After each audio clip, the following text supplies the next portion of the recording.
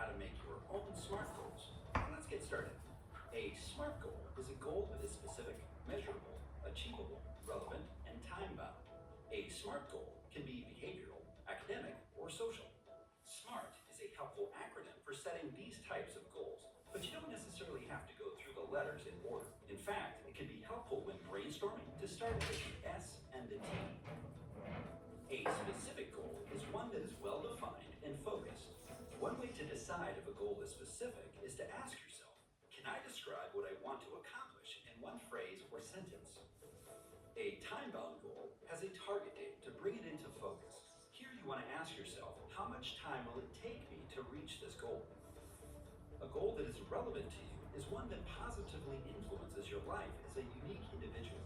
To decide if a goal is relevant to you, ask yourself, will pursuing this goal prevent me from doing something that may be more important to me? Next, a measurable goal allows you to see the changes you're striving for. To figure out a measurable goal, ask yourself, how am I now and how will I be different?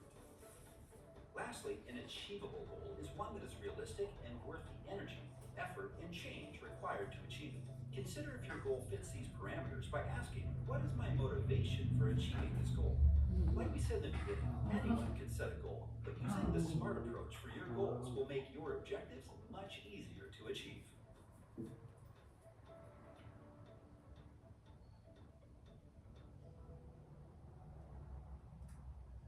Okay, so hopefully Now you'll have a better understanding of what a SMART goal is. So specific, measurable, achievable, relevant, and timed. And I have a little activity for you to begin now. So I'm going to say that your goal is completing this time management unit. Okay, so when you think about that, try to organise your own SMART goal. So think about whether or not it will be specific, measurable, achievable, relevant, and timed. The time management. For this course. Okay. Give you a couple of minutes to complete that.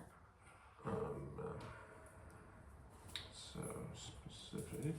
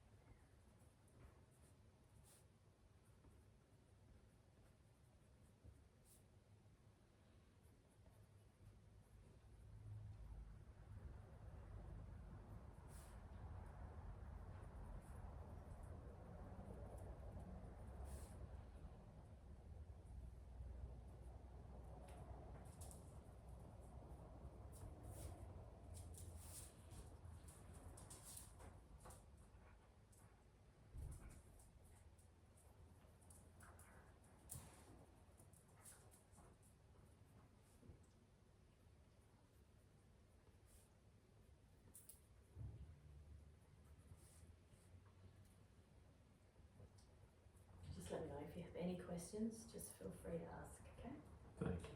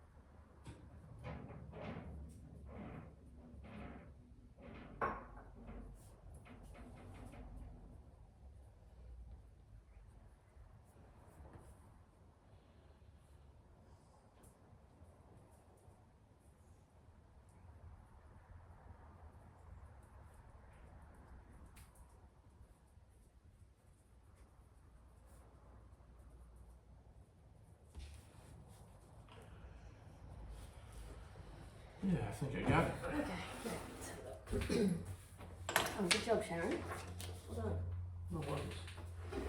Right, so specific, you're right. So I've said, when considering the goal, define a clear, well-defined objective. Completing this time management course, exactly, perfect. Measurable, goals consist of milestones with clearly defined criteria to be met along the way so you can track your progress. So coming to class, yep, learn the content, complete the assessment to measure progress, perfect. Okay, achievable, goals need to be realistic to maintain enthusiasm in the attempt to achieve them. You can understand that, can't you, really? I mean, you're not going to just do something if you're actually not going to achieve it. Do the research, yep, that's how you're going to achieve it. Stay informed, meet deadlines, and communicate with your lecturer, perfect, yep. Relevant, align with goals with your mission, which is obtain the skills to receive a time management unit, yep, competencies, okay, great. And timed, yes, it's definitely timed, isn't it? We have three sessions, so we are timed perfect. Thank you very much. Good job. Thanks. Okay, so now we're just going to go into a little bit of how to be effective with our time management in the workplace. Okay, we need to identify tasks that can be delegated or outsourced. Like I said before, it's really important to recognise people's strengths. If you're a people person and you're planning an event, you know that you might be the one who's in charge of advertising or marketing, whereas someone who is more inclined to just prefer to speak on the telephone, there's always going to be a position for them as well. So just recognise what people are better at and outsource. Collaborate with colleagues or hire external support for specific tasks. When you generally are going to organise an event and you're looking at it in a time management perspective, you're going to think about, you're not going to, if it's a catered event, you're not going to go home and bake cakes. You're probably going to outsource that to a caterer, okay? So you've got to collaborate with your colleagues and decide what things kind of things need to get that external support. Focus on high value activities that require your expertise. There you go, understood. Clearly communicate project timelines and expectations with collaborators or team members. Communication, just like in any environment which is going to be successful, you are going to need to communicate with your colleagues. Use email, project management tools or meetings to keep everyone informed. Set realistic deadlines and follow up on progress regularly. Use time tracking tools or apps to monitor and analyse how time is spent. We'll talk about this a little bit later in our strategy, but there is something called a Pomodoro technique, and it's called that because I don't know if anyone remembers those old-fashioned timers that look like tomatoes. So the Pomodoro is it's actually a timer that people have used to monitor their time allocated to a task and before they have a break. So that's what the Pomodoro technique's about. Identify time-consuming activities or areas for improvement. So anything that's time-consuming, obviously you're going to want to begin with that. That's going to take a lot longer. Break tasks into smaller manageable steps. Set specific deadlines for each step to maintain momentum. And use techniques like the 2-minute rule to tackle small tasks immediately. You know, you can sit there for 2 minutes and get something done. Okay? You have a lot of things to do, but you're feeling overwhelmed and don't know where to Can you start. say that, Sharon? This video will show you a simple way to prioritize your tasks in the right order so you can be more productive and have time for the things that matters in your life. There are two factors that define what we do, urgent and important. They both have different characters. Urgent means that it requires your attention right now and has immediate consequences. Important is anything that helps us achieve our long-term goals and values. These are the things that will have a big impact on our lives. However, since they do not have a clear deadline and the consequences of not doing them doesn't appear right away, it's easier to tell yourself, you'll do it later, but then later becomes never. The first step is to write a list of all the things you need to get done. The next step is to put each task on your list into one of the following categories. This is called an Eisenhower matrix. Stephen Covey also wrote about this process in his book 7 Habits of Highly Effective People, and this method helps you to quickly identify the activities that you should focus on when you're under time pressure, and it keeps you on track with your long-term goals. The first box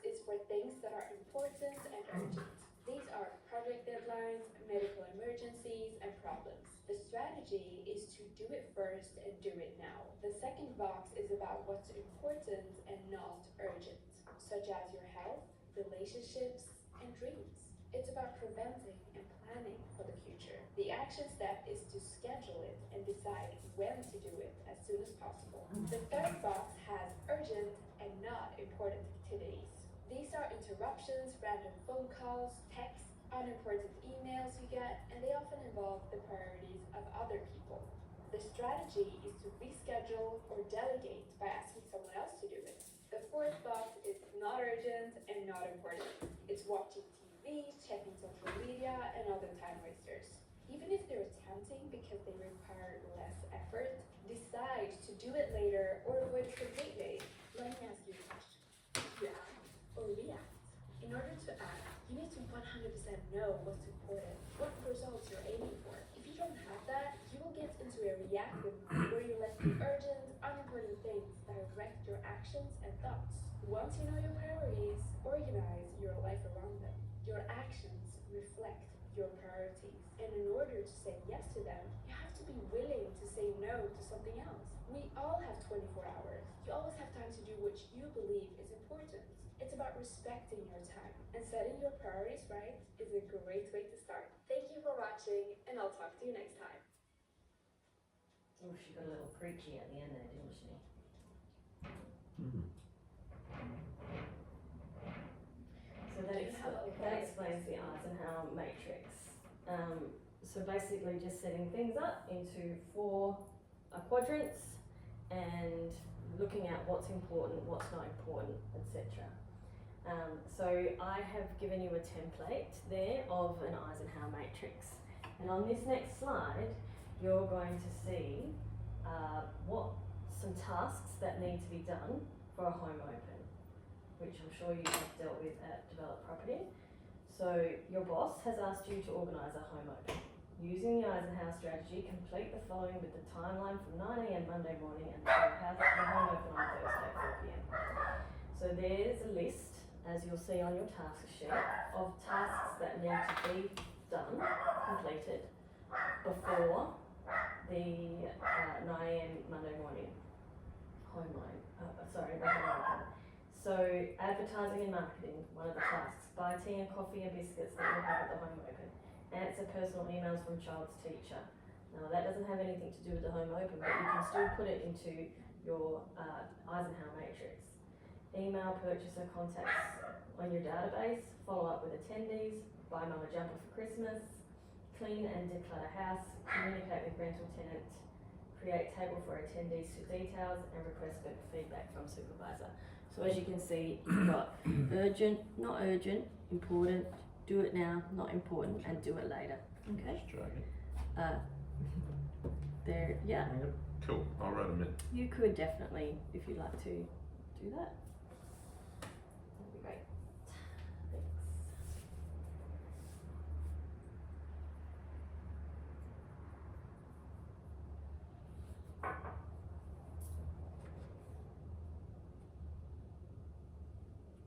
Of course, again, if you have any questions, I'm here, okay? Yep.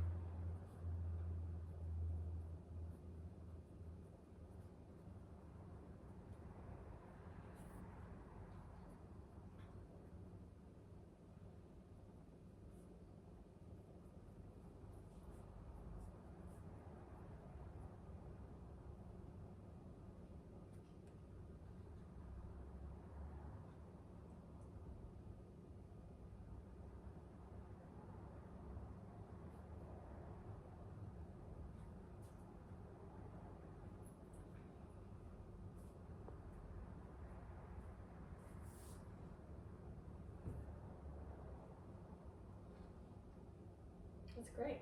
Yeah, perfect. You can leave it there. Thanks. Yeah.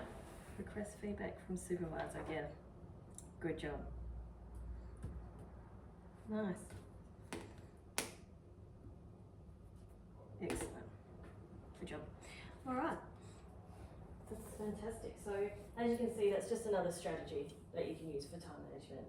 Okay. All right.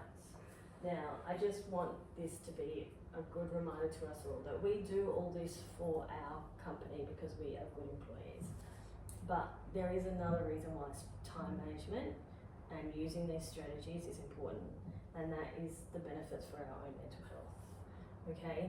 These strategies, these goal setting activities, they are all going to assist you stress less in the workplace.